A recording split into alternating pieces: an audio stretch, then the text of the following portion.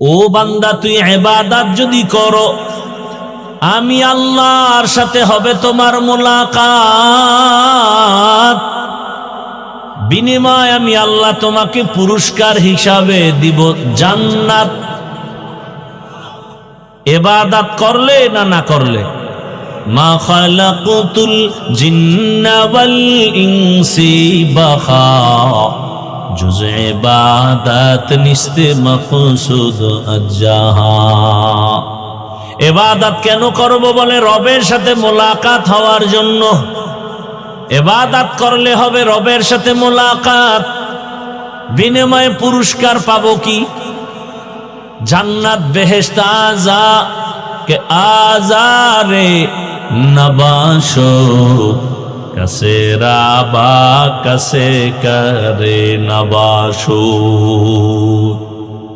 ইবাদত করলে পাবো আমার রবের মোলাকাত, বিনিময় আমাদের পুরস্কার হবে জান্নাত।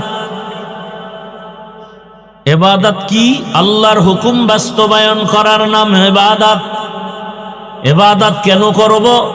রবের সাথে মোলাকাত, বিনিময় পাবো আমি আল্লাহর জান্নাত। এখন ইবাদতটা কোন নিয়মে করব? নিয়ম ছাড়া কোনো অফিস চলে না, নিয়ম ছাড়া কোনো আদালত চলে না, নিয়ম ছাড়া কোনো প্রতিষ্ঠান চলে না। আল্লাহর ইবাদত যে করব, নিয়ম আছে না নাই? আল্লাহর ইবাদত করার একমাত্র তরিকা আর নিয়ম হলো তরিকায়ে রাসূল, রহমতের নবীর আদর্শ অনুযায়ী ইবাদত করো।